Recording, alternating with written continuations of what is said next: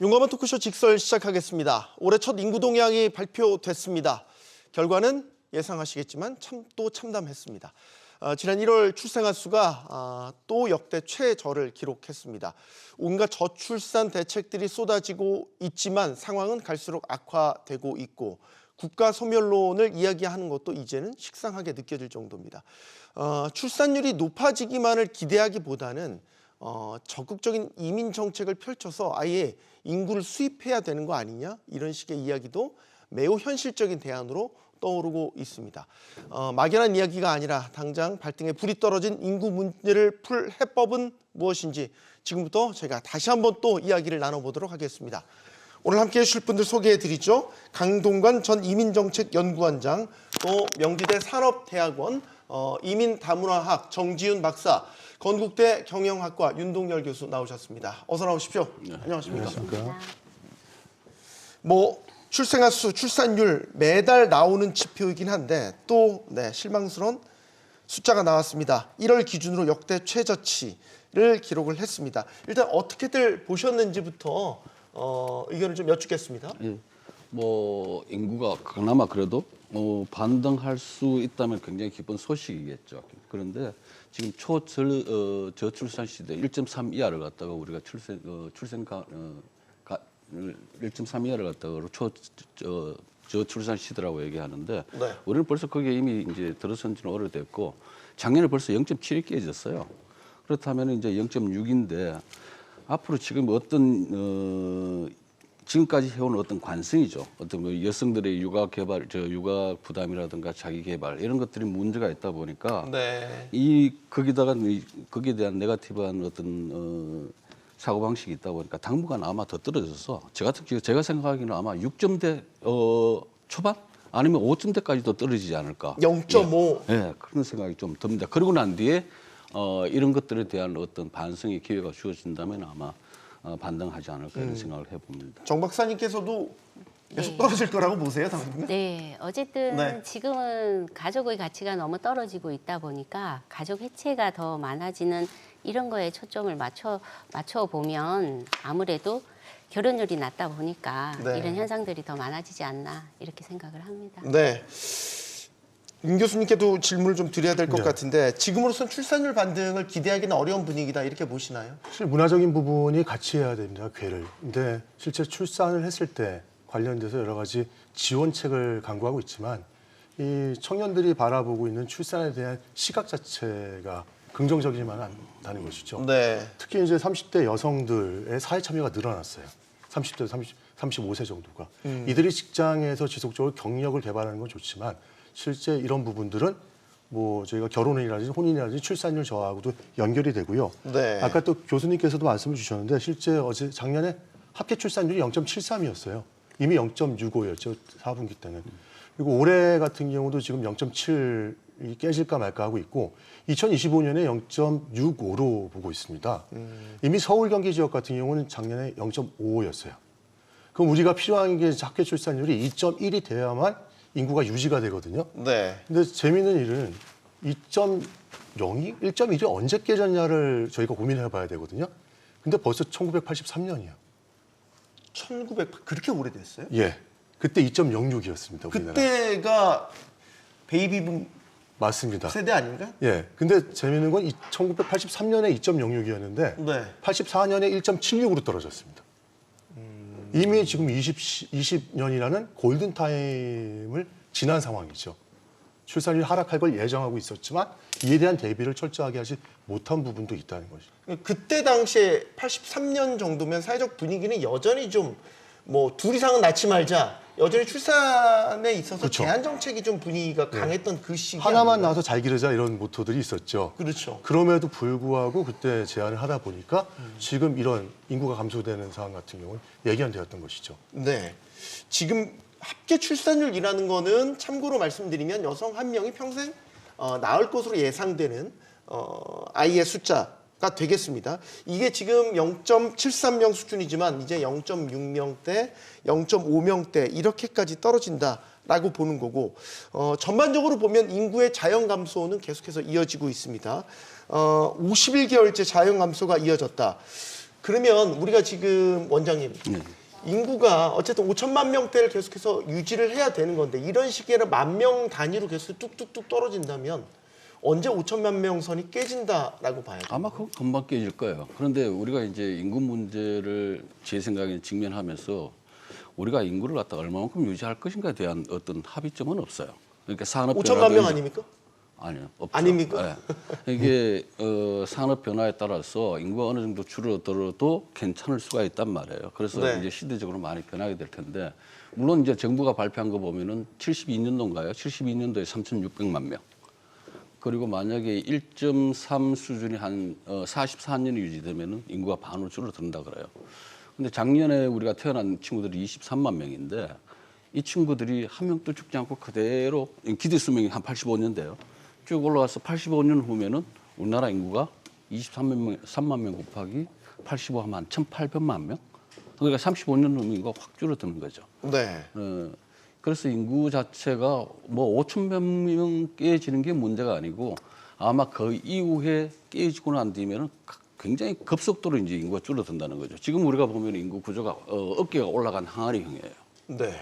그렇다는 얘기는 이제 생산 가능 인구가 굉장히 줄어들고 있는 상황이고 반면에 우리가 부양해야 될 노년층은 증가하고 있는 편이고 이제 그런 것들이 이제 현실로 다가오고 있는 거죠. 그런데 아직도 어떻게 보면은 야당이나 여당이나 별로 그런 심각성을 갖다가 말로만 하고 그렇게 크게 느끼지를 않는 것 같아요. 그 정책에 대해서 적극적으로 개입하려는 의지가 안 보여서 여야를 물러내서 이런 데 좀 신경을 좀 써줬으면 좋겠다는 생각도 들어요. 네.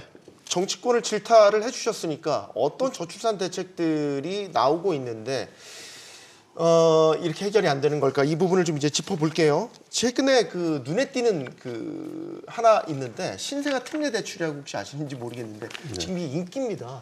상당히 많이 그렇죠. 받으세요.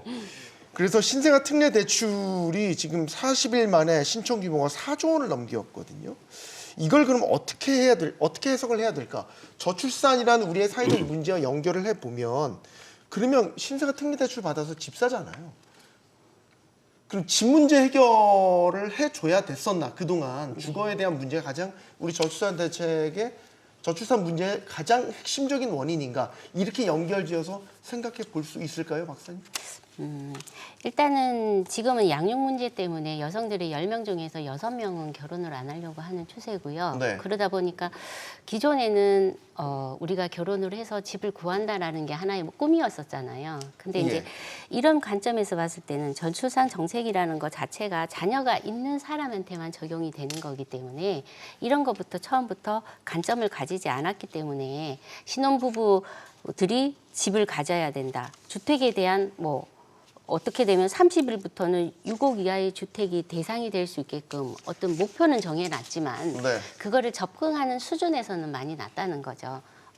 집이라는 것 자체를 가지고 결혼을 한다 안 한다가 아니고 출산이 된다 안 된다가 아니라 저출생이 생긴 원인부터 시작해서 문제가 뭔지가 짚어져야 되는데 네. 일단은 뭐 대출부터 시켜놓고 집이 구해지면 뭐 결혼을 하고 애를 낳겠지 이런 너무 단순한 생각에서 나온 게 아닌가.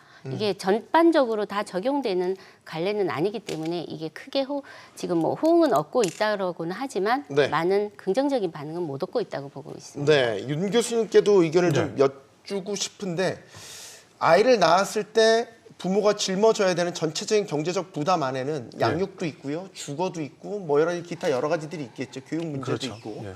그 중에서 이제 가장 큰 덩어리인 주거에 대한 문제를 해결해 준다면 예. 조금 더 아이를 낳기를 선호하지 않을까? 선호할 수 있겠죠. 가장 우리가 중요한 문제 중에 의식주잖아요. 네. 그럼 집이 안정화되면 우리가 가족을 부양할 수 있을까에 대한 부분인데 가계 대출 같은 경우는 이번에 정책이 이렇게 호응을 얻을 수 있었던 이유 중에 하나가 금리예요. 네. 금리가 싸죠. 1.5%에서 3.3%예요. 네. 그럼 지금 아무리 금리가 낮아도 4.0에서 5.5%까지 가거든요. 4에서 5% 사이. 그렇죠. 네. 그럼 이제 이와 같은 금리에 대해서 갈아탈 수가 있는 기회가 됐었던 거죠. 그렇죠. 그래서 초기에는 사실은 이 그 특례 대출 같은 경우가 굉장히 막 증가하다가 지금 좀 감소가 되고 있거든요. 네. 왜냐하면 기준 자체가 실제 결혼하고 나서 2년 이내면 지금 신청할 수 있도록 돼 있었다는 것이죠. 맞습니다. 예. 그래서 제가 보기엔 이런 부분들이 있어요. 기존에 있었던 그 수요들에 대해서 이 특례 대출을 전환한 부분들도 있고요. 또 이번에 결혼을 한다고 하면 막상 결혼을 앞두고 있는데 집에 대한 부분을 사지 말지 고민했던 사람들이 이 대기 수요가 이 대출을 받고 구매를 하게 되는 그런 상황도 벌어졌던 것이죠. 근데 이제 문제는 좀 있습니다. 이 부분이 얘기했지만 그냥 주는 게 아니잖아요. 대출이잖아요. 대출이죠. 예. 네. 그럼 다시 갚긴 갚아야죠. 갚아야 돼요. 네. 그럼 지금 9억 원 이하의 주택에서 가능하고 5억까지 대출이 가능하단 말이에요. 네. 그럼 나중에 우리가 지금 문제가 있는 것 중에 하나가 뭡니까? 이 가계대출 증가에 대한 부분이거든요. 네. 저도 기재부 예산 관련된 단장을 했었지만 사실 이 가계부채가 나중에 다시 부메랑으로 돌아올 수도 있어요. 네. 그러니까 이 제한을 한 부분이 있어요. 1억 3천 미만 부부가 실제 벌어들인 수익이 1억 3천 미만이라고 하고 있지만 실제 애를 낳아서 이렇게 기르다 보면은 여러 가지 뭐 세금 제하고 뭐 하다 보면은 이 대출금까지 갖다 보면은 상당히 많은 부분에 있어서 이 매니지먼트를 하기가 어려울 수도 있다는 것이죠. 그래서 긍정적인 측면도 있지만 부정적인 측면도 같이 바라볼 필요가 있다는 거죠. 네. 그러나 우선순위가 뭐에 있냐라고 봤었을 때는 신생아 특례 대출의 취지 자체만 본다면 일단 아이를 적극적으로 그럼요. 낳기를 장려하는 이제 취지 자체는 갖고 있는 저는 거죠. 하나의 수단이라고 봐요. 그러니까 이러한 수단들이 출산을 위한 수단들이 굉장히 많잖아요. 네. 이 집을 안정화시킨다는 것들도 젊은 층에게 결혼할 수 있는 그런 이제 부여를 동기부여를 하는 것이죠. 네. 그것 중에 하나지 여기에만 집중해서 해결될 문제는 아닌 거죠. 그러니까 저희가 뭐 한두 가지가 아닌데 집이 차지하는 포션 비중이 얼마나 될 거냐. 모르겠습니다. 거기에 대한 뭐 특별한 연구가 있었던 건 아닌데 집은 지금 방금 말씀하신 대로 굉장히 안정적인 효과를 주기 때문에 출산에 당연히 영향을 미치죠. 그런데 네. 출산에 미치는 영향의 하나일 뿐 그것이 전체는 아니고. 그렇죠. 예, 물론 그래서, 그렇습니다. 예. 그러다 보니까 이것도 어떻게 보면 정부의 지원 정책이거든요. 공공 지원 정책인데 네. 저출산 국가들 보면은 이런 공공 지원이 낮아요. 그런 면에서 뭐 공공 지원을 높였다는 측면에서 우리가 좋다고 볼 수가 있고요. 우리가 지금 현실적으로 갖고 있는 문제들이 오히려 많아요. 근로 시간이 많죠. 그러니까 삶의 질이 떨어지고 있는 상황에서 애를 놓는다 이런 문제들 근래 나온 그 조사를 보면은 네. 그리고 청년 실업이 굉장히 높다는 거죠. 그것도 하나의 영향을 미치고 있고, 그다음에 이제 양성평등 문제도 해요. 남녀 사이의 이제 임금 문제. 그리고 또 하나는 이제 여성들 입장에서는 사회적으로 좀 참여하고 싶은데 육아 문제가 생긴단 말이에요.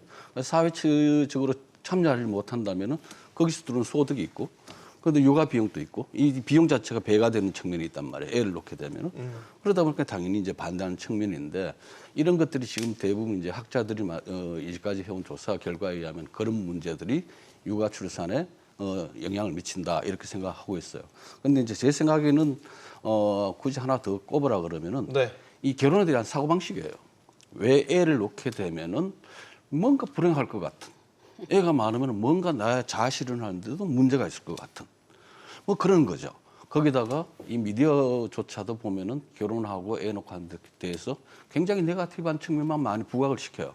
뭔가 결혼 자체가, 가족을 이루는 자체가 굉장히 네. 하나의 구성원을 가지고 되면서 사회적 책임도 하고 굉장히 이것이 가치관을 확립하는데 좋은 거다라고 내보내야 되는데, 지금 방금 제가 말씀드린 이런 요인 외에도 이 문학적 사고방식이에요. 가치관에 대한 변화도 굉장히 네. 큰 요인이라고 생각이 돼요. 사실 이제 가치관이나 아까 저희 이제 방송 들어가기 전에 이제 미디어 영향에 대해서도 많이 이야기를 했었는데, 그 이야기는 저희가 이제 뒤 후반부에 좀 더 자세히 다뤄보도록 하겠고요. 저희가 이제 주거 문제에 대한 이야기를 다뤄봤고, 그러면 양육에 대한 지원이 점차 강화되고 있는 추세거든요. 정부가 바뀔 때마다 숫자 단위가 하나씩 올라갑니다. 네. 양육비도 많이 지원해 주겠대요. 제가 얼마 전에 아는 지인이 신생아를 낳았는데 중앙정부에서 나오는 돈도 그렇지만 지자체에서 나오는 출산 축하금부터 각종 지원이 꽤 되더라고요. 꽤 되더라고요. 물론 상대적이겠지만 꽤 되더라고요. 양육비 지원이 이렇게 강화된다면 이것도 역시 좀 출산을 용이하게 하는, 출산율을 높일 수 있는 하나의 이유가 되지 않을까. 여기에 대해서 박사님 어떤 견해세요? 저는 일단 일하는 입장에서 봤을 때는 양육비가 지원이 된다고 하더라도 맡길 수 있는, 보호를 해줄 수 있는 시설들이 갖춰지지 않는 한은 네. 그게 어떤 돈으로서 작용하는 역할을 할 뿐이지, 실질적으로 우리가 보통 보면 여성들이 전초에서는 다들 직장을 열심히 다니다가 아이를 한둘 놓기까지에는 무직이 돼버리잖아요. 그런 상황들이 생기는 이유가 네. 돌봐야 하니까. 네. 엄마 같은 모성으로 돌봐줄 수가 없으니까. 우리가 보통 아이들이 그 키워가는 그 과정에서의 인성이 가장 많이 키워진다고 합니다. 네. 근데 이런 거를 못하다 보니까 직업 단절이 되는 사태가 나타나고 이러다 보니까 돈을 많이 준다고 해도 누군가에게 맡기겠다고 하는 이런 것들이 한계가 있습니다. 뭐 도우미들을 많이 고용하고 어떻고 하지만 이런 게 가장 문제인 것 같습니다. 가족이 복원이 됐으면 뭐 예전에는 8명, 9명씩 넣으니까 위에 형이 밑에를 봐주고 네. 이런 절차가 되지만 지금은 하나를 낳았기 때문에 직장을 다니면서 못 해주는 거를 모든 걸 돈으로 취급을 해버리니까 이게 큰 여성들한테는 와닿지 않는다고 저는 생각을 해요. 그렇게 안 하다요? 예, 그렇게 안 하다. 정말 그렇게 안 하. 예, 저는 어쨌든 저도 그런 입장이겠지만 일단은 제가 못하는 사랑을 누군가 줄 수 있다라고 맡긴 거에 돈만 잘 주면 잘 해준다. 이거는 옛날 생각이고요. 어쨌든 네. 너무 한 사람이 너무 많은 사람을 케어를 하는 이런 시스템 구조에서는 아무래도 내가 못 주는 사랑을 주기를 바라지만 그런 게 중요한 거지 이런 양육비 문제를 가지고 여성들이 문제를 삼는 건 아닌 것 같아요. 네. 제가 봤을 때. 그러니까 우리가 양육비 지원을 강화했었을 때에 효과를 기대한다는 측면에서 뭐 최고점을 100이라고 본다면 박사님께서는 지금 50점 미만으로 보시는 것 같아요. 네, 맞습니다. 그죠? 네. 교수님은 몇 점 주시겠어요? 양육비요? 만약 효과 측면에서 본다면 저는 저는 50점 이상일지 않을까라고 이제 제 개인적인 15%도 못 줄 것 같은데. 더 낮게 주시네요. 원장님은요?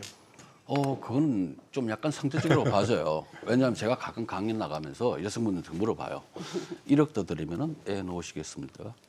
안 들어요. 1억 줬잖아요. 얼마 전에 모 그룹에서 그건 그런데 2억을 주면은 애 놓을 생각이 있으십니까? 될까 말까예요. 3억이면요. 3억이면 그럼 확실히 3억이면 그런데 그게 지금 정부가 예산을 보면은 예를 들어서 2억을 준다고 하더라도 작년에 태어난 애가 23만 명이니까 2억 곱하기 23만 46조예요. 정부가 어떻게 보면 약간의 뭐라 그럴까요? 누군가가 옛날 뭐 애 놓으면은 뭐 준다고 그 얘기를 하셨는데 그 말이 어떻게 보면 굉장히 비현실적이 아니라는 생각이 드는 거죠. 그래서 정부가 아마 돈을 주는 거와 더불어서 이거 하나만 갖고는 안 되고 이거는 이제 한 모르겠어요. 지금 얘기하신 대로 효과가 얼마나 있을까? 그래도 저는 한 50% 이상은 있을 것 같은 생각도 들어요. 교수님은 15점이면 너무 낮게 저는 책정하신 낮게 거 봐요. 아니에요? 왜냐하면 저는 경영학자이기 때문에 네. 계산을 해봐야 되잖아요. 네.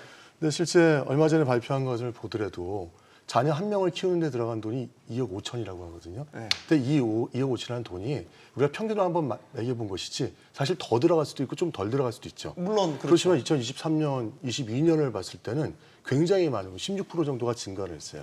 저는 그 돈에 굉장히 거품이 끼었다고 보는 거죠. 그러니까 그렇죠. 욕심이 다 들어갔어. 이것저것 다 하다 보니까 들린다는 얘기인데 아까 근데 교수님이 딱 말씀하신 것 중에서 1억일 땐 아니다. 네. 2억일 땐 좀 생각해 보겠다. 근데 그 부분이 2억 5천 정도 되니까 네. 이게 딱 우리가 얘기하는 거품이 들어간 양육비라든지 그런 부분인데 사실 근데 문제는 하나 있어요. 저도 이제 저희 직원들이 제가 산학협력을 맡고 있다 보니까 80% 정도가 여성 직원들입니다. 네. 근데 이들 같은 경우가 제일 힘들어하는 게 이 돌봄이라든지 이 양육에 대한 부분이거든요. 네. 그게 하루 100% 종일 맞습니다. 양육을 하기 위해서 들어가는 비용들이 만만치가 않아요. 그러다 보니까 우리가 외국인 돌봄 서비스를 이용할 것인가 말 것인가 그 얘기도 지금 계속 나오고 있는 이유가 네. 사실 하루에 이 들어가는 관련된 양육 비용이 어마어마하거든요. 그렇죠. 예, 이 부분에 대한 것들까지도 고민을 좀 해봐야 된다고 생각을 해요. 그 양육 지원을 한다라는 게 박사님 네. 재정적인 지원보다도 실질적인 이제 아이를 네. 돌봐주는 어떤 시설이라든지 인력 자원이라든지 이런 것들에 대한 지원이 우선시돼야 된다. 네, 라고 맞습니다. 보시는 거예요? 예. 이제 지금 저번 달, 요번 달부터 시작되는 돌봄학교가 시작되니까 여성들이 가장 선호를 하거든요. 네. 왜냐하면은 초등학생 정도 되는 학생들이 12시, 1시 정도에 수업을 마치고 갈 데가 없어요. 그죠? 외할머니, 뭐 아니면 친척 맡길 데가 없어요. 네. 그렇지만 어쨌든 방치가 된 상태나 마찬가지죠. 근데 이걸 돌봄 학교에서 어떻게든 프로그램을 만들어서 아이를 붙잡아 둘 수 있으니까 어쨌든 혼자 두는 게 아니고 사교육이 뭐 많이 올라가는 것도 아니고 같이 어울릴 수 있는 시간과 믿음을 줄 수 있으니까 네. 여성들한테는 오히려 돈보다는 그런 게 갖추어져서 일할 때 마음이 편하게 예, 이런 게 있어요.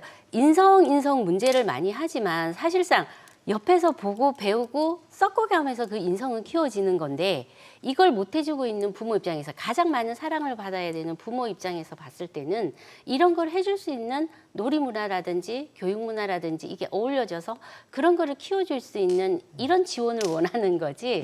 돈이라는 건 어차피 많은 사람은 많은 대로 뭐 높은 사람 불러다가 더 높은 수준으로 키워주고 이렇게 하지만 이게 모든 여성들의 마음가짐은 아니거든요. 일을 하는 사람은 어쨌든 남자하고 똑같이 어느 선까지 올라가야 되고 어떻게 해야 되고 똑같은 역할을 하면서 어떤 자기 지위를 바라야 되는데 이런 시스템이 항상 아이에 대한 마음이 남아있을 거란 말입니다. 그렇기 때문에 어떻게 할 수가 없죠. 돈을 많이 주더라도 할머니, 할아버지가 봐주셨으면 좋겠지만 네. 요즘은 또 그것도 안 되니까. 그 금전적 서비스라는 게 사실은 그냥 우리가 그렇게 지원을 할 수 있다는 의미이지 독일 같은 경우도 금전적 서비스를 했다가 이 정부 지원 서비스로 체제를 바꿔갔단 말이에요.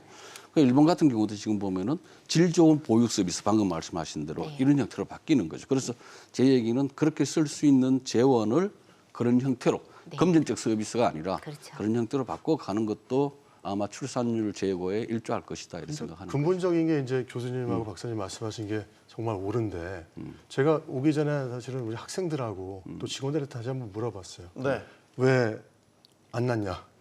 물어보니까 얼마 전에 그 설문조사 결과하고도 유사한 것 같아요. 네. 본인이 육아에 구속되기 싫다는 것도 있었고 의외의 그 답변에서도 제가 의외로 봤지만 실제 이들이 젊은 층들이 생각하는 것 중에 하나가 만약에 내가 자녀를 낳았을 때 이 친구들한테 힘든 삶을 주거나 경제적인 안정을 주지 못할까 봐 그게 걱정돼서 자녀를 낳고 싶지 않다는 비중이 상당히 높다는 거예요. 이 상황이 설문조사 결과만이 아니라 직접 제가 대화를 할 때도 나왔던 상황이었고요. 우리가 생각했던 것 중에서 좀 저는 되게 높게 봤을 거라고 생각했는데 낮게 본 게 본인의 자아 실현을 위해서 아이를 낳지 않겠다고 하는 비중은 15%에 지나지 않았다는 것이죠. 그러니까 이런 경제적인 부분과 그리고 여유로운 노후라든지 육아에 대한 구속에 대한 생각들을 늘 갖고 있다는 거예요, 지금 젊은 층들이. 이게 또 이 부분을 어떻게 우리가 아까 저희 박사님 말씀처럼 깨줄 수도 있고 지원해 줄 수 있느냐가 상당히 중요한 이슈가 되겠죠. 결국 심리적인 부분에 있어서 뭔가 트리거가 없으면 지금의 출산율에 대한 문제는 근본적인 처방은 네. 어떤 대책을 갖다 붙여도 말이죠. 어렵다라는 생각이 드는군요. 이게 이제 우리나라 물론 출산율 세계적으로 가장 낮은 국가가 우리나라입니다. 정말 불명예스러운데 우리나라만의 문제는 아니에요. 이게 지금 뭐 미국 같은 경우도 합계 출산율이 1.6명대로 이제 떨어지니까 미국에서도 사회 붕괴 우려 이런 이야기도 나왔고요. 정말로 그 아이를 많이 낳는 그 국가로 알려졌던 뭐 베트남도 최근에 출산율이 떨어지면서 국가적 문제로 좀 인식이 되고 있고 뭐 중국도 마찬가지죠. 일찌감치 좀 인구 감소 부분이 좀 문제로 다시 등장하기 시작했고 이렇게 보면 출산에 대한 문제는 비단 우리나라 문제만의 문제는 아닌 것 같다라는 생각이 네. 듭니다, 원장님.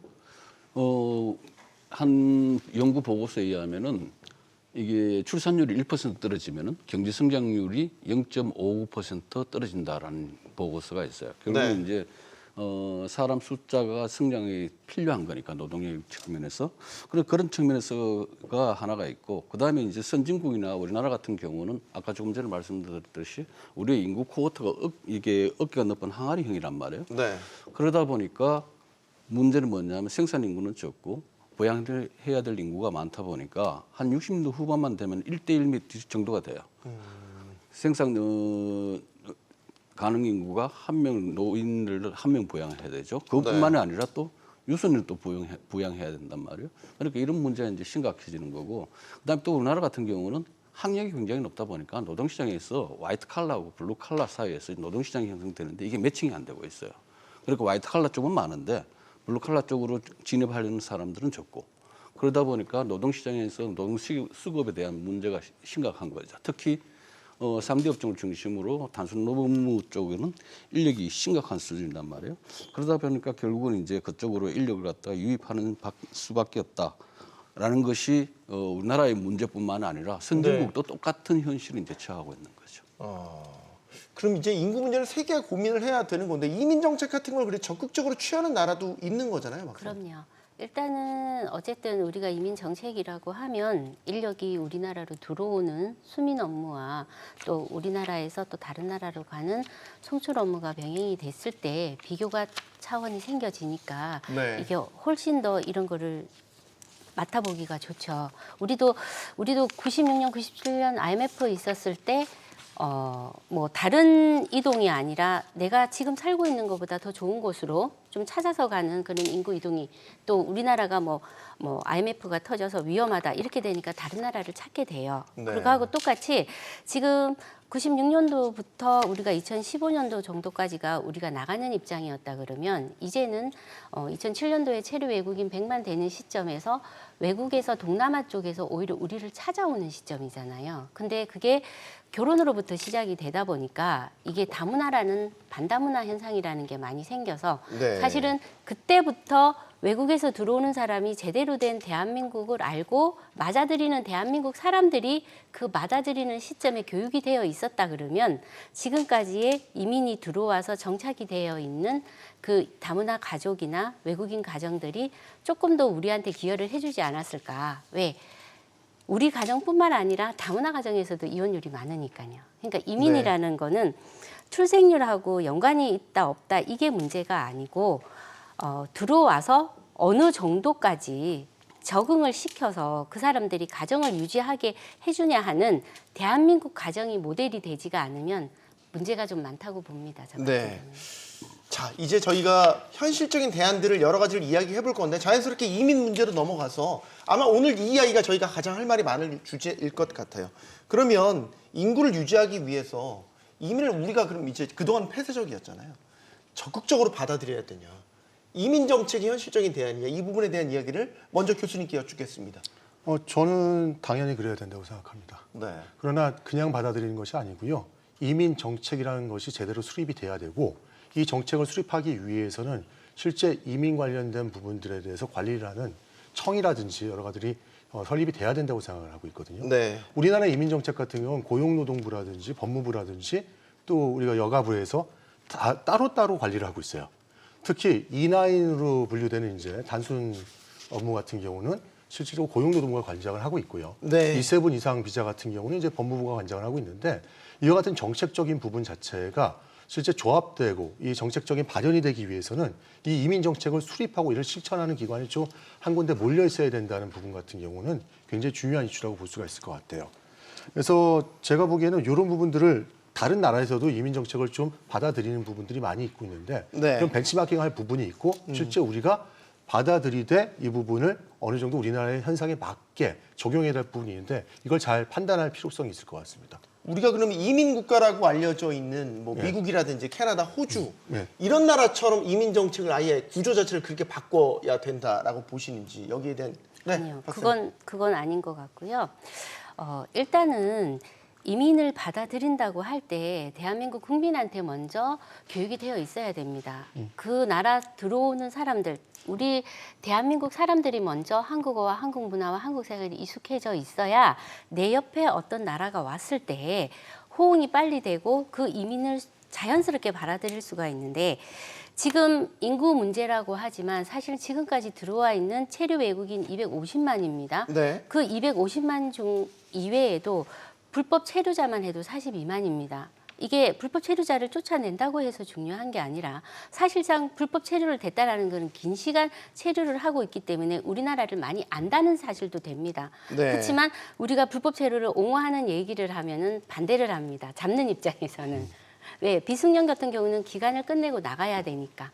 근데 이런 개념을 대한민국 국민이 먼저 알고 있으면 우리나라에 동화될 수 있는, 그러니까 우리나라 사람이 되라는 게 아니라 이런 나라들이 와서 우리나라에서 먹고 살기 좋고 아이도 많이 낳아주고 그게 대한민국도 알고 자기 나라도 아는 이런 시스템이 갖춰진다 그러면 지금 들어와 있는 인력으로만 해도 이민 정책이라는 거를 다르게 생각하는 게 아니라 이제는 2010년도에 체류 외국인 100만에서 지금까지 왔을 때 이민 다문화 학문과 활동이 대한민국은 뭡니까? 할 때 교수든 대한민국 사람이든 답이 나와야 되는 시점입니다, 지금. 네. 근데 이게 체계화가 안 되어 있으니까 이민 정책이라는 게 계속 37개 비자 이외에 하위 비자가 계속 만들어지는 겁니다. 네. 100개 이상의 하위 비자를 아는 사람이 없습니다. 거의 담당을 안 하면.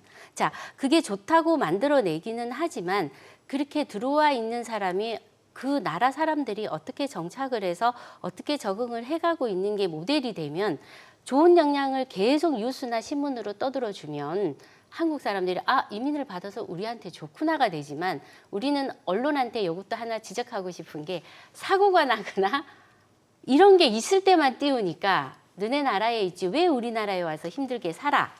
이게 하나의 이슈화가 되니까 고착화가 되는 것 같습니다. 네. 그래서 이런 것들은 우리가 봤을 때 전문 인력을 받아들이고 비숙련공을 더 숙련시키고 하는 것도 어떤 하나의 클래스타워가 있다라고 하더라도 모든 외국 인력이 들어왔을 때 하나의 클래스타워에서 교육이 먼저 돼야 됩니다. 꼭 이게 학교에서만 돼야 되는 것도 아니고 학교 밖에서 학교를 보조할 수 있는 의무 교육들이 많이 일어나서 그 나라를 알게끔 해주는 것부터가 이민 다문화 정책에서 교육이 잡아가야 되는 문제라고 생각을 합니다. 그러면 네.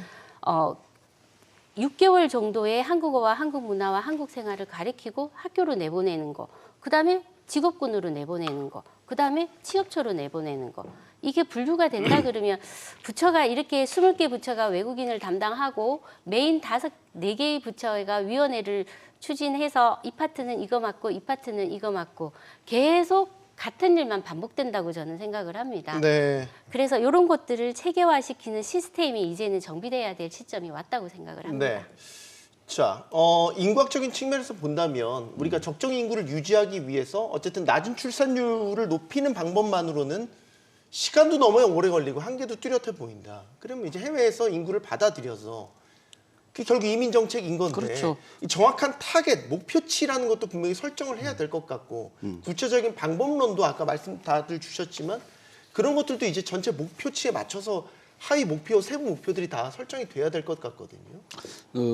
맞습니다. 그런데 그게 참 쉽지는 않아요. 아까 얘기하신 대로 우리가 이제 왜 일단은 외국인을 적극적으로 받아들여야 되느냐라는 얘기를 하셨는데 이 적극적이라는 말이 잘못 이제 전달되면은 무조건 받아들인다는 느낌이 굉장히 강해요. 사실 적극적이라는 말이 좀 긍정적으로 그다음에 능동적으로 하겠다는 얘기거든요. 네. 그 이유가 지금 이제 두 분께서도 지적하셨듯이 단기적으로 보면 국내 노동시장의 수급 문제예요. 받아들여야 되는 이유 중에 하나가 노동시장에서 미스매치가 일어나고 수급에 문제가 있으니까 거기에 해당되는 노동자를 받아들여야 되는데 지금 얘기하신 대로 거기에 대한 실증적 분석을 기반으로 해야 돼요. 얼마만큼 누구를 언제 어디에 어느 산업 분야에 얼마만큼 데려올 것인가 이런 것들을 갖다가 실증적 데이터와 분석을 기반으로 해서 분석을 하고 그걸 우리 국민들한테 내놓음으로 인해서 국민들이 이유가 이렇구나. 그래서 사람들을 받아들이는구나라는 걸 갖다가 얘기할 거예요. 그래서 그런 분석이 선행돼야 되는데 아직도 그렇게 선행되지는 않고 각 부처마다 뭐 필요한 인구는 얘기는 하고 있어요. 어쨌든 간에. 그런데 그런 문제가 있고 그다음에 이제 장기적으로 보면 우리 인구 문제죠. 인구 문제에 따라서 우리가 적극적으로 수용해야 되는 문제가 분명히 있습니다. 그래서 어쨌든 우리가 인구를 갖다가 외부에서 그다음에 이제 외부에서 이런 문제로 인해서 외부에서 유입을 하려면은 하나는 이제 이민 정책에서 가장 큰 것 중에 하나가 지금까지 얘기했던 유입의 문제예요. 유입의 문제가 어떤 외국인을 왜 데려오고 언제 어느 시기에 얼마만큼 어느 분야에 데려오는가 이게 문제예요. 그런데 그거와 더불어서 중요한 것이 아까 정 박사님 얘기하셨던 어떻게 함께 살아가느냐의 문제, 사회 통합의 문제예요. 네. 이것이 같이 이제 양수리 바퀴처럼 같이 굴러가야 된다는 거죠.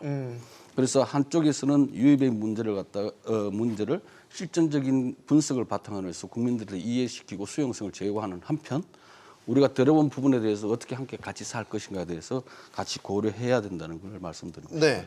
저희가 이제 논의를 좀 좁혀서 이야기해보면 교수님 생산 연령 인구라는 측면, 그러니까 경제학적 측면에서 본다면 지금도 이제 일부 해외 근로자들이 이제 들어와서 우리 중소기업인 제조업 현장에서 일을 하고 있잖아요. 그렇죠. 이런 문호를 일단 넓히는 거에서부터 시작하면 되는 거 아니에요? 일단 넓혀야죠. 올해 같은 경우도 지금 16만 5천 명 정도의 외국인 인력이 도입됐어요. 네. 작년에 12만 명도 좀 많다고 얘기했는데 올해는 굉장히 많이 도입을 한 거거든요. 네. 그중에서 83%가 거의 제조업종입니다. 네. 이미 외국인을 쓰고 있는 제조업종에서도 그 기업에서 얘기했을 때 대략적으로 우리가 생각했을 때 어떤 얘기가 나오고 있냐면은 대부분의 인력들을 더 받고 싶다는 얘기를 하고 있어요. 근데 그 평균 인력들이 4.5명 정도 돼요. 그러다 보니까 지속적으로 지금 우리가 생산 연령 인구가 감소하면서 네. 청년들이 중소기업을 가고 싶어 하냐 그랬을 때 점점 가고 싶어 하는 비중도 쉽지 않죠. 네. 그 두 번째 이슈 있어요. 아까 우리 원장님께서 말씀 주셨는데 인력 수급에 대한 고도화라는 전망에 대한 부분들 지금 하고 있어요. 정부에서도요. 얼마 전에 이제 국조실 연구과제로도 진행이 됐고 네. 저도 초안 같은 경우는 논의를 했었는데 이게 제조업 분야만 지금 편중된 게 아니에요. 저희가 대략적으로 지금 5년 앞으로 5년 2024년부터 해서 이제 5년 정도 봤을 때 200만 명 정도의 일자리가 부족하다고 보고 있거든요. 네. 그 자리를 다 외국인으로 채울 수는 없죠. 그렇지만 그 중에서 외국인들한테 좀 친화적이거나 외국인을 활용할 수 있는 업종을 저희가 발견할 수 있다는 것이죠. 말씀하셨던 제조업 분야도 될 수 있을 것이고 이게 아마 단순 노무 종사자들의 굉장히 많은 비중을 차지할 거라고 보고 있습니다. 근데 재밌는 건 최근에 들어서는요. 우리가 E9 비자 같은 경우를 우리가 이런 판매 종사자라든지 음식 숙박업에도 풀어줬어요. 그렇죠. 네. 근데 이 부분에 대한 니즈가 상당히 많아요. 제가 서울시 관계자하고 만나서 얘기했는데 올해 일단 단기적으로 1,000명을 푸는데 상반기에 1,000명이 아니라 10,000명이 있어도 부족하다는 얘기입니다. 서비스 분야라고 봐야 되거든요. 그렇죠. 그렇죠. 예. 지금 뭐 지역계에 가게 되면 지방에 가더라도 실제 거기서 일하고 있는 뭐 노동자들이라든지 판매 종사자들 같은 경우가 대부분 외국인이에요. 학생들도 하고 있고요. 맞아요. 왜냐면 식당 같은 데 가면은 네. 네. 아시아계 그 이민자라고 하긴 그렇죠. 이제 외국인 근로자들이 상당히 이제 서빙이라든지 주문 받는 이런 역할들을 많이 그런데 하시죠. 이제 거기서 이제 좀 한 단계 더 우리가 봐야 될 게 뭐냐면은 외국 같은 경우, 미국 같은 경우도 독일 같은 경우도 그렇고 외국인 인력에 대해 생각할 때 우리가 얘기하는 단순 근로자만 생각하지 않습니다. 호주 같은 경우도 단기 부족 직군이 있고 중장기 부족 직군으로 나눠져요. 네. 단기 부족 직군 같은 경우는 체류 자격을 주더라도 그 지속해서 뭐 영주권을 준다든지 그런 것이 아니고 실제 그 부족한 직군의 일자리라든지 이런 분들을 메꾸기 위한 부분이었고 그렇지 않고 이제 장기적으로 부족한 직군 같은 경우 우리가 얘기하는 AI라든지 그냥 반도체라든지 이런 부분에 인력이 부족한 사람들을 채워 넣어서 우리 국가 잡 리스트를 경제라든지 만들죠. 원장님 네. 말씀 맞습니다. 잡 리스트로 만들어서 그런 리스트를 해서 채용을 하거든요. 그럼 진짜 이런 부분 같은 경우 굉장히 도움이 될 수가 있는데 우리는 그 부분에 대한 분류는 지금 돼 있지도 않고 계속 그런 걸 하자고 하는데 사실 인력상의 문제나 예산 문제가 있을 거예요. 잡 리스트를 파악하고 그걸 올리고 그게 관련된 부분에 대해서 사람을 들어오게 하자라는 거죠. 뭐 휴넷이라는 프로그램도 있습니다. 사실은 우리가 그런데 그것이 잘 홍보가 안 되다 보니까 잘 활용되고 있지 않다는 휴넷이 뭡니까? 외국에서 인력을 도입하기 위해서 국내에서 만든 시스템이에요. 그래서 그쪽에 소위 말하는 잡마켓이라고 생각하시면 됩니다. 예. 국내 잡마켓. 그럼 우리가 사실 이제 지금 들어온 해외 근로자들이 거의 다 우리가 좀 기피하는 중소기업, 3D 업종 이런 데 중심으로 많이 이제 투입이 되는데 고급 인력에 대한 수요도 있을 것 같은데. 그러니까 미국이나 싱가포르 같은 경우는 뭐 석박사급 이상의 그런 분야에 대한 인재를 또 적극적으로 받아들이는 네. 제가 정책도 있잖아요. 화가 나는 부분이에요, 그게. 왜냐면 싱가포르 같은 경우 국비 학생들 같은 경우 같은는요, 무조건 석사학위를 받았을 때 3년, 박사학위를 받았을 때 5년 정도 치료해서 직업을 갖게끔 돼 있거든요. 근데 우리는 우리가 국비 유학생을 받아들임에도 불구하고 바로 내보내려고 안달인 것 같은 느낌을 받고 있습니다. 그래서 저희가 가장 큰 이슈가 석박사 대학원생들을 좀 우리 기업체라든지 학교에서 더 활용하고 싶어 하는데 이 비자 연장 문제가 녹록치 않습니다.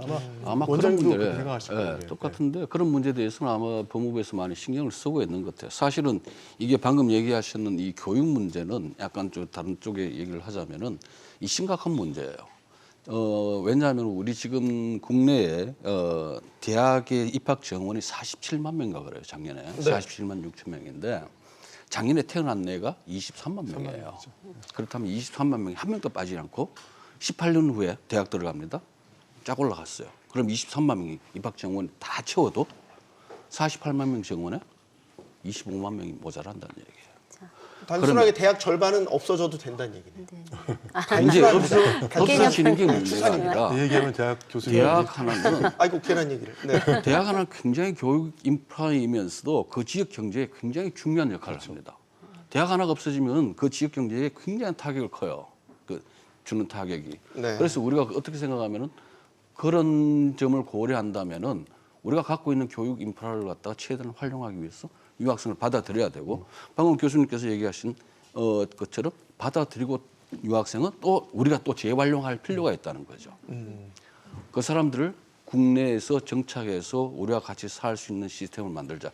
그것 중에 하나가 이제 이번에 제4차 외국인 정책 기본 계획과 더불어서 하고 있는 것이 지역 연동 이민 정책이에요. 그래서 유학생을 받아들여서 네. 지역에서 취업을 하고 집에서 정주를 하고 거기서 살 수 있도록 만드는 방법.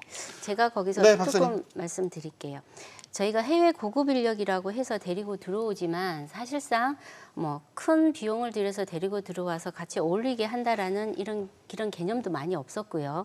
그리고 지금 우리가 추진하고 있는 인력 부족 현상 중에서 저희가 16개의 나라하고 동남아 지역하고 고용노동 허가제에 의해서 인력을 수급하고 받고 나가고 합니다. 네. 그렇다 그러면 우리가 사실상 말할 때 비전문 인력으로 들어와서 3년 그리고 연장해서 4년 10개월 체류 한원 기간 동안에 자기가 받아온 제조업, 서비스업, 농축산업, 건설업 여기 그다음에 지금 추가되고 있는 부분이 돌봄이라든지 용접공이라든지 이제 이 754라고 해서 더 전문 인력으로 부과를 시킨다든지 네. 자 그러면 이런 분들이 오셨을 때 이분들이 대한민국 사람들이 봤을 때는 전혀 모릅니다.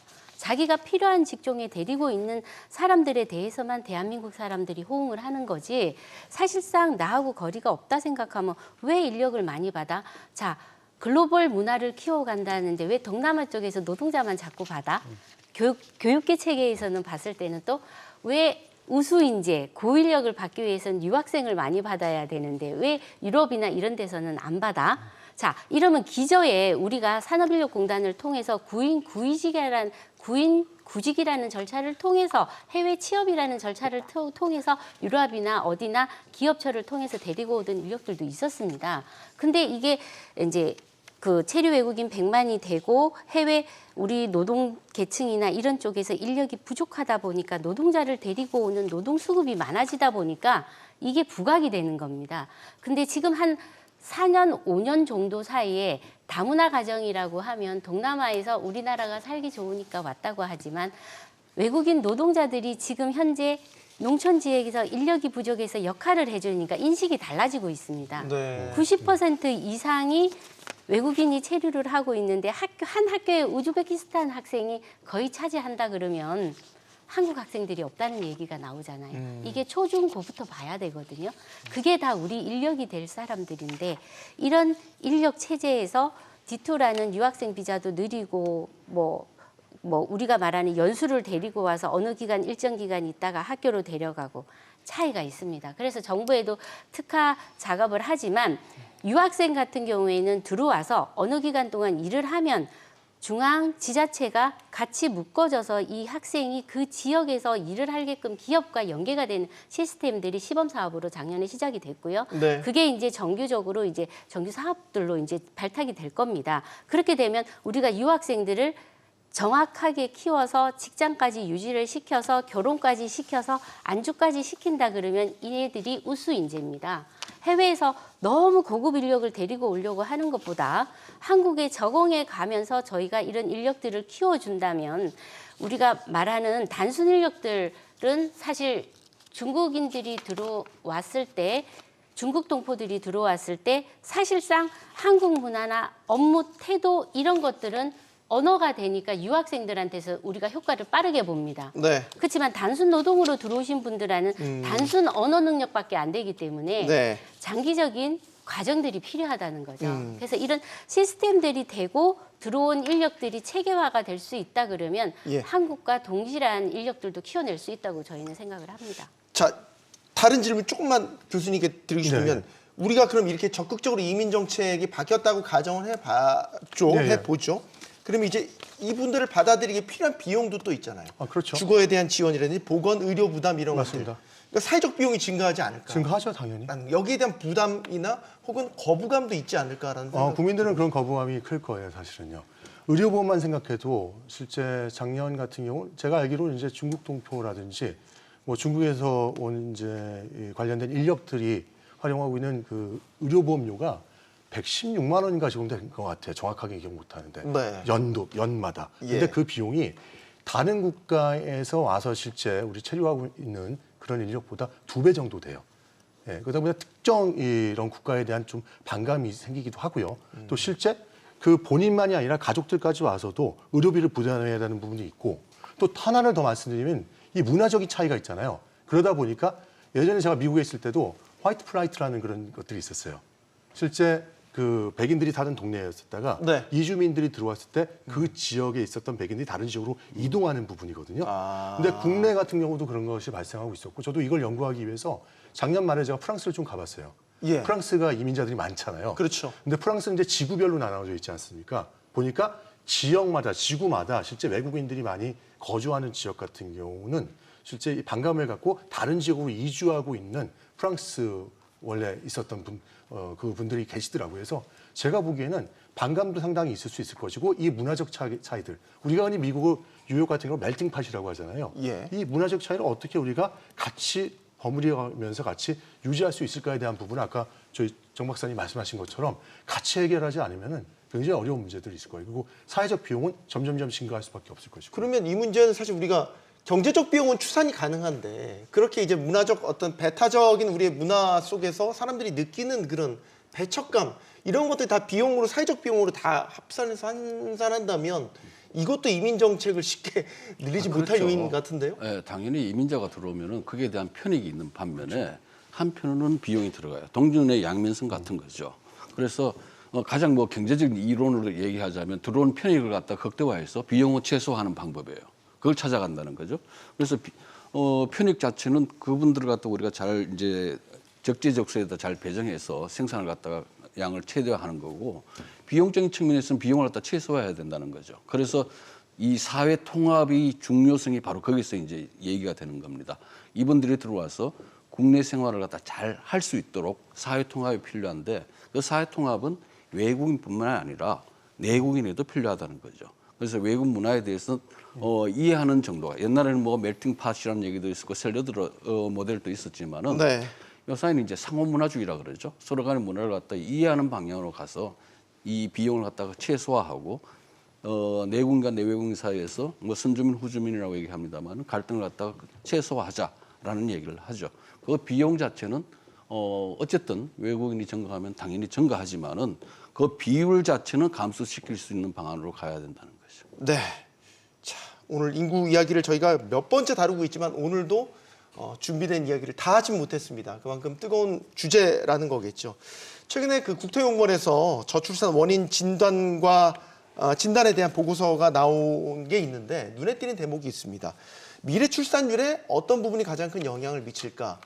주거냐, 보육 지원이냐 이런 것들이 아니었고요. 전년도 출산율이었다라고 합니다. 특히 이제 첫째 아이를 낳을 경우에는 전년도 출산율이 미치는 영향이 70%가 넘더라고요. 이 얘기는 우리가 아이를 낳는 전반적인 사회적 분위기가 그만큼 중요하다는 뜻이겠죠. 매년 늘어나고 있는 출산율 대책에 관한 재정 지원들 필요 조건은 될 수 있지만 충분 조건은 아니라는 생각을 갖게 됩니다. 오늘 토론 여기서 마치겠습니다. 고맙습니다. 감사합니다.